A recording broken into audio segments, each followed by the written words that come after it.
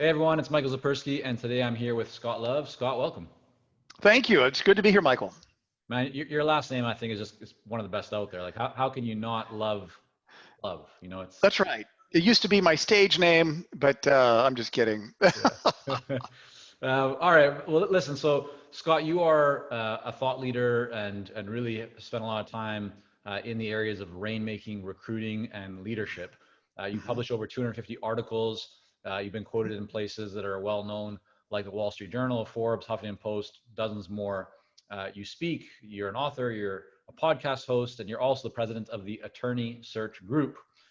So let's kind of go a little bit back, in time, earlier into your career, because you served as a leadership trainer at one of the world's largest naval bases.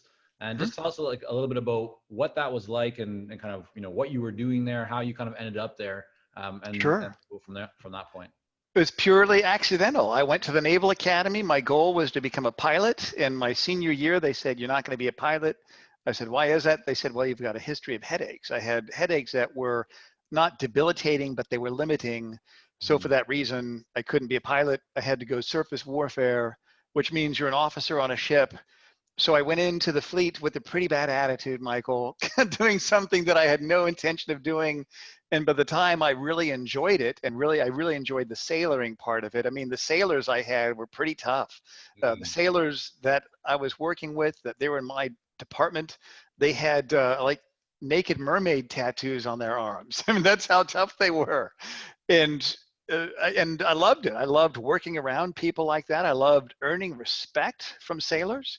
And then the headaches got worse and I couldn't function. And so I was in the process of being medically separated from the US Navy. Long story short, when I got out, I started seeing a chiropractor, and I've been seeing one at least twice a month since 1996. And that gave me 100% relief. Wow. And so that's what it was, is from a real minor sports injury that gave me the headaches. But anyways, when I was getting separated, I got to spend about a year and a half. I was in the right place at the right time as a leadership trainer. So the Mhm. world's largest naval base, Norfolk, Virginia, the Navy came out with a new initiative called Total Quality Leadership, which was a derivative of W. Edwards Deming's Total Quality Management concepts. So that's what led me to be a leadership trainer, where I would train thousands of senior enlisted officers and civil service workers on these ideas. And then, Michael, it kind of evolved into where I was an organizational development consultant going to these different commands in the Norfolk area at the age of 24, where you really do know everything when you're 24. And so that kind of gave me some good, solid leadership concepts, so that when I got into my professional career, I did sales, and then I got into headhunting back in 1995. The rest is history. I got into recruiting back in 95 and never looked back. And it's something that I absolutely enjoy every day. So take me back to that time when you're, you're a young pup, as some people might say, right? Mhm. And here you are, you need to go, and I'm sure others around you are also quite young. But what's going through your mind where you have to, train and lead people? Was there ever a point where you felt uncomfortable, where you felt, am I good enough to do this? The whole imposter syndrome type of thing, Oh, or yeah. were you just Yeah. in there and like describe that for us a little bit?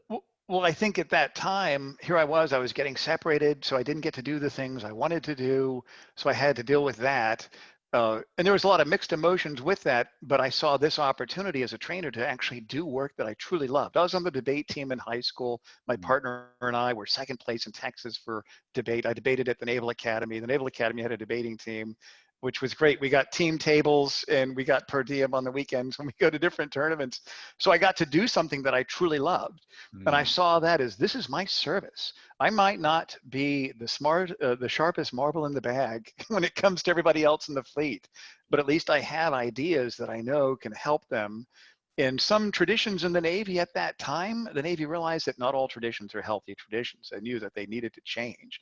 And so it was exciting for me to know, even though I might not have had the chance to do the things I really wanted to do, at least I can make a contribution to the service, to my Mm. colleagues, to the peers, to my comrades, in helping them understand some pretty progressive ideas. How long did it take you from the time where you were told, hey, you cannot become a pilot, to the time where you kind of, you were not only okay with the idea of shifting and getting more into leadership training, but actually going, yeah, like this is what I'm meant to do, or this is the Yeah. right thing for me, going from disappointment to a positive mindset. Was that Yeah, right away for you, I or? still feel it. I still feel it. The last weekend, my wife and I and my little girl, we went to Oceana or to Virginia Beach near the Oceana Air Base, and I hear the FA-18s and see them flying over, and it still hurts a little bit. Some of Mm, my classmates got to go on that journey, and I'm really excited for them. And so I think just like all of us in life, we have these doors that we come to. Do I choose door number one, number two, and number three? And this is something I've been able to teach my son, who's 19. He's gotten involved in modeling about 4 years ago, and he's represented by IMG. Never wanted to go to college, so he found a trade. And I told him, I said, when you go through life, you see three different doors. I think what I want is behind door number three. And you open that door up, and you see three more doors. And you might have to go through that 4 or 5 times. And so for me, I think I've always had that pang of disappointment, but I've been able to see that even though it didn't work out the way I wanted, wasn't it better that it worked out that way? It's kind of like the way I look at where we are in the crisis today in my own business. I don't like the chapter that I'm reading in this book, but 5 chapters from now, this crisis might have given me ideas that I wouldn't have discovered. And I've actually found some strategic changes that I've made because of the crisis that I think will actually be better for me in the long term. yeah. So I think that's the thing we all need to realize is that we don't always get what we want, and we have to control that which we do have control over, which is our response to change. No matter, and this is something I remember hearing from Wayne Dyer years ago, that no matter how bad things get, you still have control over how you respond to your situation. Yeah, I mean that's really important. Some people might be going, "Hey guys, this is supposed to be a consulting podcast. What's going on with this conversation?" I But know but it. mindset and what we're talking about really is the biggest factor in determining your success, right? And I see this Absolutely. Yeah. consistently with those that are successful, those Yeah. who achieve a lot in their lives. They are people who, even when confronted with, a challenging or what looks like a negative situation, they focus on the positive, right? They look for, or at least they're open to, and they're taking action towards that future. And clearly that's what you've done here. So let's now talk about probably the most unlikely and least exciting concept for people to live in Vancouver, Canada, which is rainmaking, because it rains so much here that no one wants to use the word rain.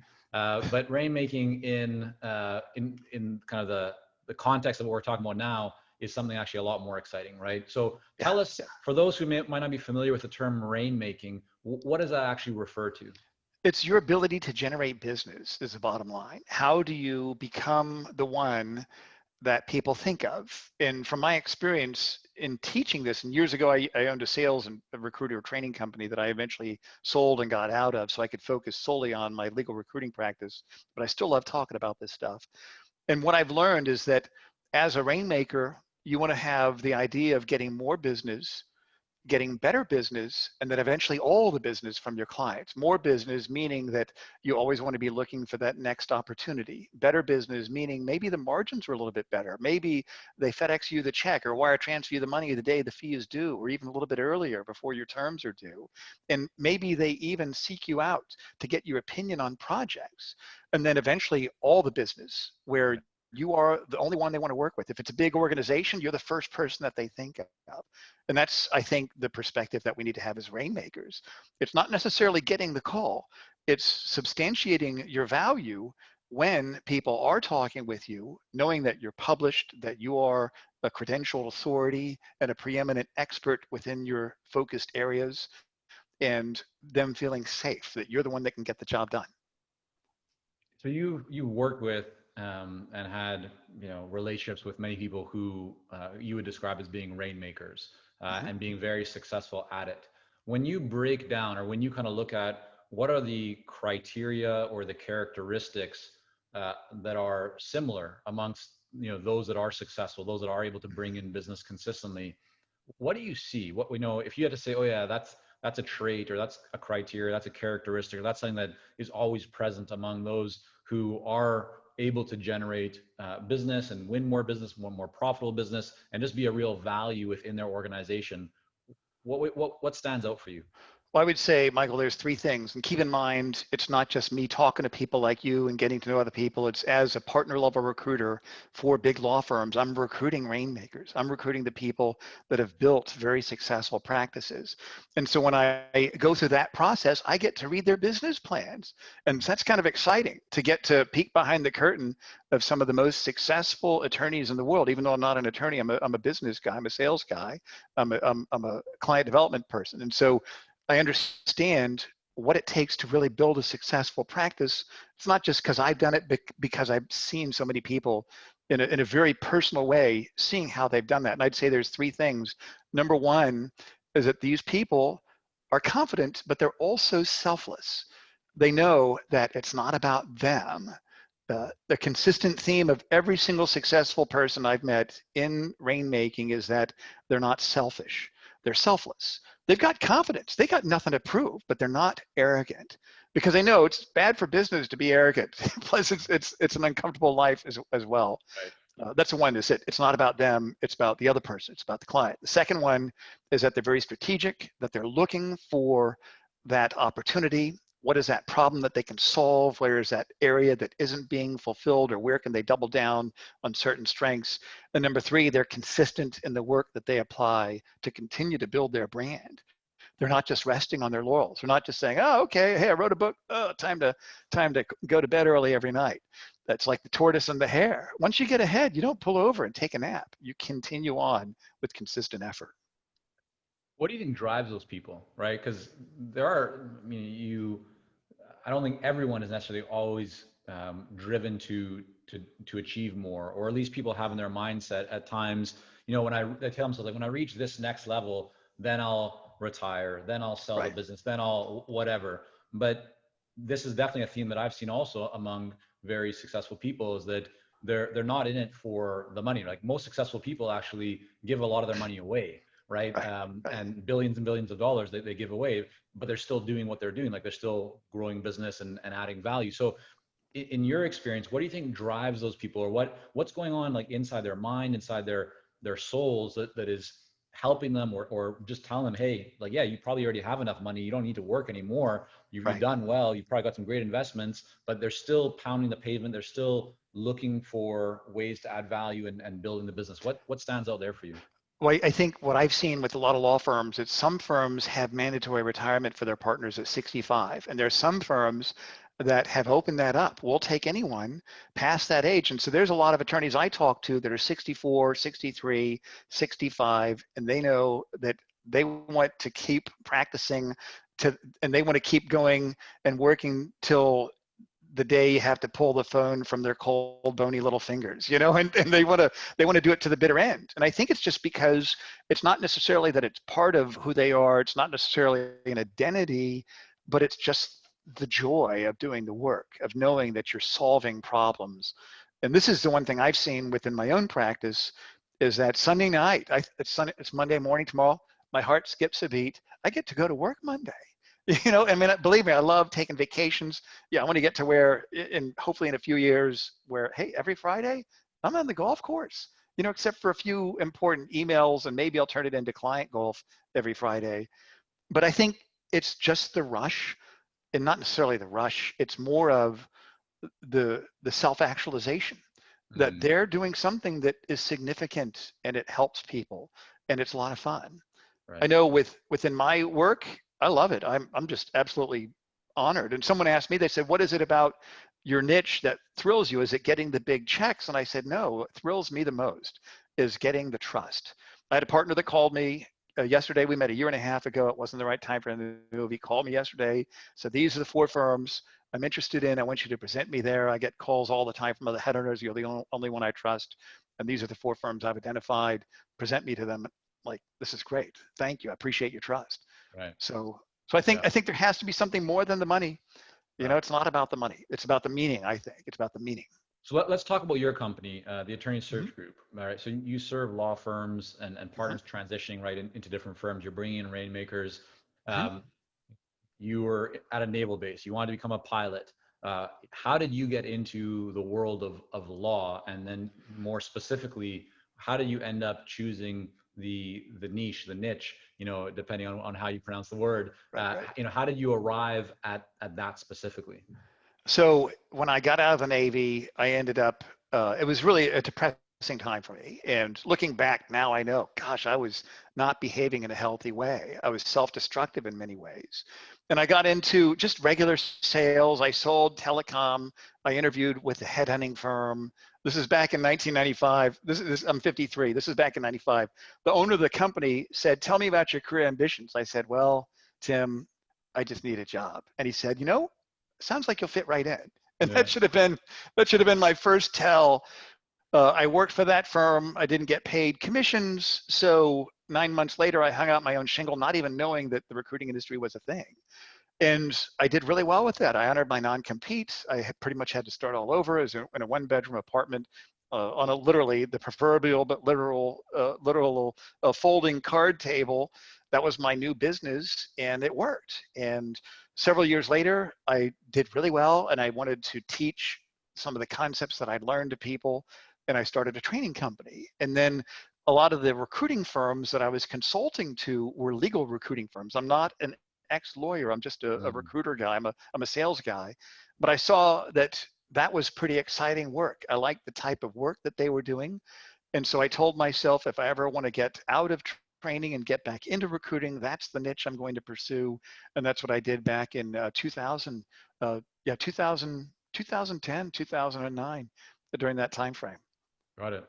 And you mentioned that you sold or you exited a business. Mhm. Just kind of explain what that was. How big did that business get? What was your role?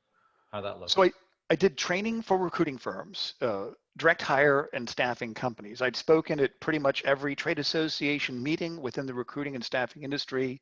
The Mhm. American Staffing Association was a big client of mine. I did webinars. I'd speak at their conference every year.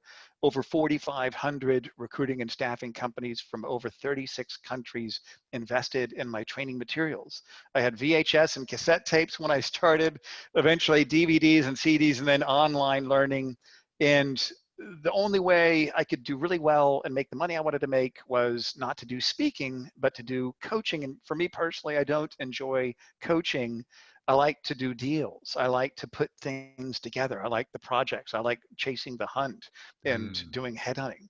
And so I exited that, was able to extricate myself from that and focus solely on the placement part of recruiting partners and even groups, and then even doing some mergers, acquisitions of small firms going into larger firms.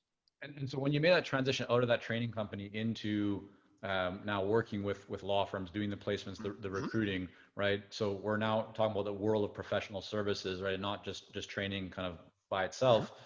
How did you go about getting clients? How do you actually go about building, if you could think about your first few clients that you landed, how did that come about?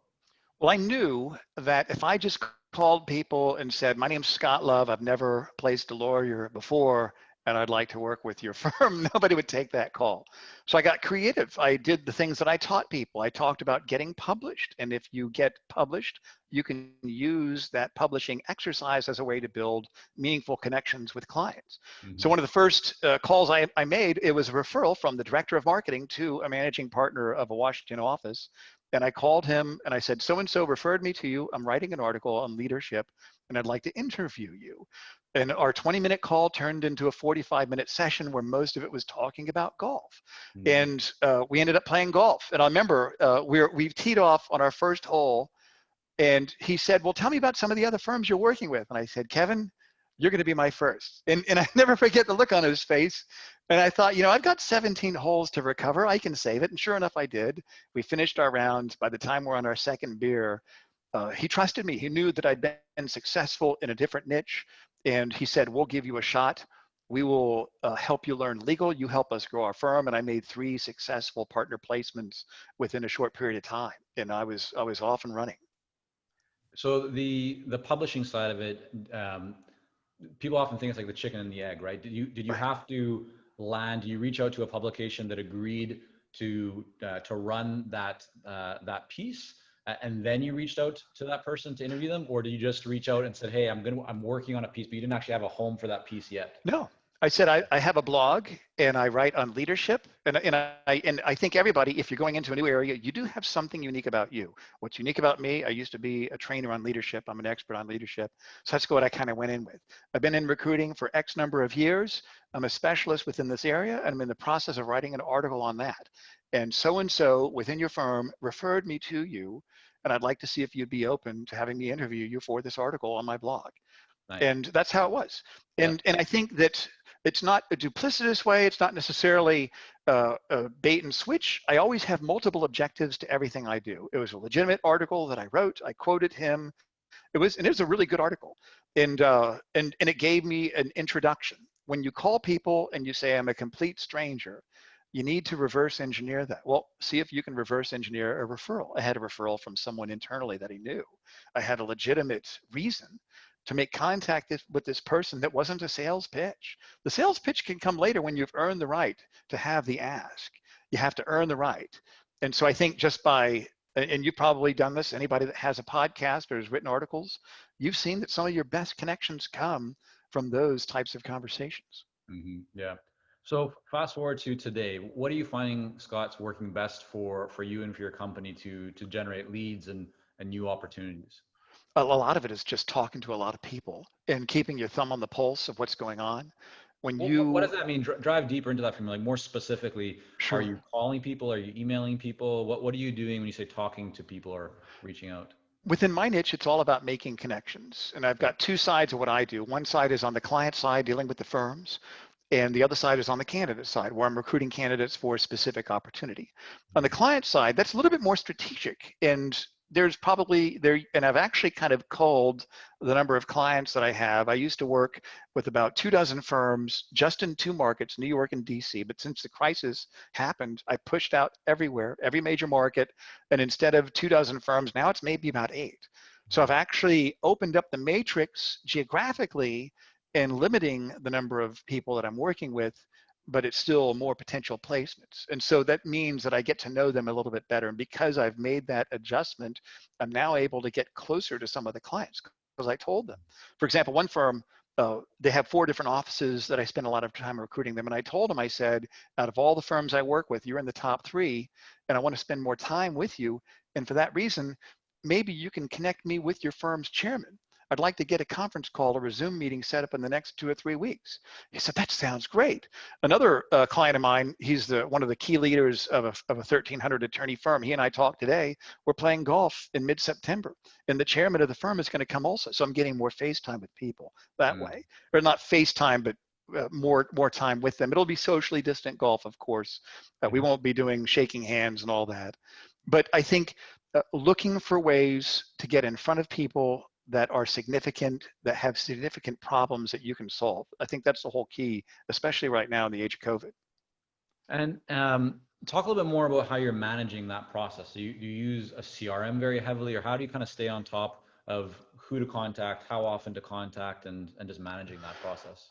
I don't have any sort of schedule of I need to call people on a certain day or anything like that. I let the activity kind of drive that. Hmm. I do have people that I reach out to every once in a while. I have a technology that I use. I have a database that's unique to my niche of recruiting. Then I have data that I subscribe to, unique to the industry of legal, and they combine together so that, and I pay for all these services, and it's not cheap, but that kind of helps me to manage the data so I don't have to spend a lot of time doing the technology. I kind of delegate that by paying for services that do that for me. So I use that, and then I also have a dry erase board with white magnetic, like these things, right? You've got the person's name on here. I'm not going to show you who it is, but it's white, Yeah. and I can, and that's how I use it to keep track of who my people are going forward. Because I've got Gotcha. a lot of activity right now. So a lot of it is dependent upon that. And then another thing I've done, like because I interviewed you on my podcast, the Rainmaking podcast, at the bottom of every email, when I email a new prospective candidate, because I send a lot of emails out. After I leave a voicemail for someone, I'll send them an email and I'll mention my voicemail message so they know that it's not just spam. But at the bottom of that is the link not to my firm site, not to my bio, but to the podcast, the Mhm. Rainmaking podcast, because everybody wants content, even if they're not going to leave their firm. So Yeah. with every connection that I have with people, Michael, I try to make sure that it's not about me. It's about, here's something that I can give to you, even if I can't help you, even if it's not the right time for us to talk. How have you approached growth in your own business? I mean, talk to us a little bit about team, or do you work with contractors, or how do you kind of the structure of your business? How have you put that in place to Mhm. continue growing? For today, for this year, and maybe for next year, it's just me, and I've got my two colleagues that work for me, and they are what I call my shoulder tappers. They're the ones that reach out to the candidates for me to set up conversations. So I'm able to get leverage that way. I don't have any intention of growing this into a business. And there's two different ways you can grow an enterprise. One of them is through a scalable business that eventually develops equity and you could eventually sell that. The other way is through a practice. And you have to look for leverageable components that make it easy for you so that it is a practice, and hopefully there's enough margin in there. You can take your margin, put that investments and get leverage that way. Mhm. I don't have any intention right now to grow a business because I like doing the deals. Right. There are some people that I've talked with that are very successful within my niche who I trust, who I'd really like to be associated with, where I really think I can help them. And I think Mm. there could be some collaboration between the two of us as well. But that's probably it. I mean, I So really don't want to is the get business too big. now, in terms of how you kind of go about things, you look at it very much as like a lifestyle business. You've structured it so that it works within your lifestyle. You're not looking to Mhm, grow a mhm. multi-million-dollar firm and hire Yeah. a bunch of people. Is it correct that the way that you're kind of approaching it is, you're working with kind of a set small-ish group of clients. You look Mhm. for ways to maximize value of the deals and the engagements, and then all of the profit that comes from the business, you're then able to take that and invest it into other things, or just use it for Yeah. lifestyle, or to kind of fund things that you enjoy. Absolutely right. Got And that's the goal. I'm 53. In terms of retirement goals, I've got a number, but I don't even think I'm going to stop. I'm probably going to scale down to, I'm working 4 days a week. Now I'm working 3 days a week, Right. maybe two. I don't know if I can go below two. But I love family time. I love golf. I love spending time with Rotary organizations. I used to be a member of the Washington Rotary Club. We moved to Richmond. Before the crisis, I was going to DC every week. I was a member of that group, and then the crisis came, and I really withdrew my membership and want to find a local group to get plugged in because I really enjoy service work. We're active in an Anglican church here in Richmond, so we love getting involved in that and spending time in areas outside of business that are meaningful. But you're absolutely right. It's and people say a lifestyle business, and that just sounds so delightful. Like, oh, it's a lifestyle business. But there's a lot of teeth grinding that goes along with that, and a lot of nail biting when things don't work out. And so you got to be smart about that. You got to have backup, not necessarily plans, but options that Mhm. you can jump on. If plan A doesn't work out, what's plan B? What's plan C? You've always got to have things like that, I think. Yeah, I think it's really interesting. There's kind of the two camps. Those who look at the idea of a lifestyle business and go like, oh, you don't have enough kind of motivation. Why aren't you trying to grow more? Then you have those who are building big businesses, Hmm. and other people look at them and go like, whoa, this person is working so hard, not really able to, like, they might have high revenue, but they're not enjoying much profit. Right. And there's nothing wrong. Like, we have clients that we work with in our coaching program that are on both sides, right? And for some, they really want to keep it as a lifestyle business and maximize profits. Others are thinking longer term, and in terms of value of the enterprise, the business, Right. and a potential sale later on. So there's no right. It's about figuring what's right for you as an individual and building the business around that. So, but before we wrap up, though, Scott, I want to just talk about your writing and podcast. So you have your podcast, the Rainmaking podcast. You've written over 250 articles. What impact would you say that those two things have had, and would you say that one has had a bigger impact than the other?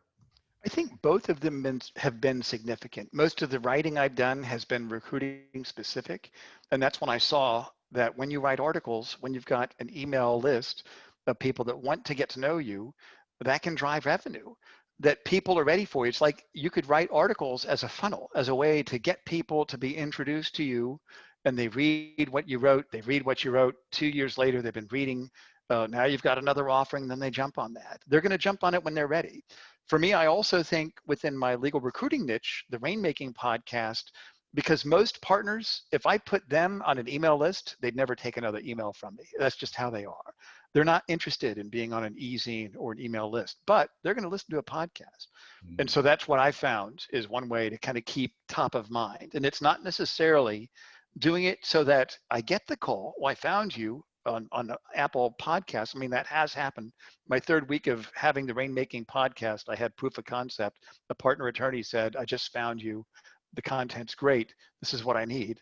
And it gave me an open door to have a conversation. Right. But it also, more than anything, when you do get involved in publishing, whether it's audio through podcasting or articles, it's not necessarily to get the call, but it substantiates your level of authority as a preeminent expert within your area. Because if you go to my site at attorneysearchgroup.com, there's a link called Thought Leadership. And that's where I put all the articles where I've been quoted, all the podcasts that I've been interviewed on, and I've got another link called Podcasts, where those are the ones that I produced.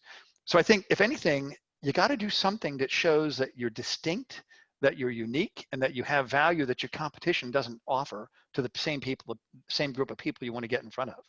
Definitely.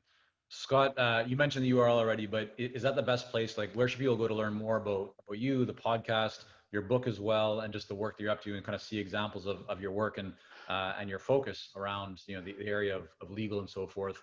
Just maybe tell us the best place for everyone to go and reach out. You bet. I've got two sites. One is more towards the legal niche. It's attorneysearchgroup.com, and you can get to the podcast on that link also. The other one is scottlove.com, because sometimes I will speak or even do virtual programs for groups on the topics of client development and leadership, but mostly on client development and rainmaking. That's at scottlove.com. And that has speaking testimonials. I've been speaking for quite a long time. I used to make a living just speaking for about 4 or 5 years back in 2003 to 2008. But those are the two sites, and I'd be happy to answer any questions that anybody has about any of this stuff. Fantastic. Well, Scott, thanks again so much for coming on. You bet. Thanks, Michael.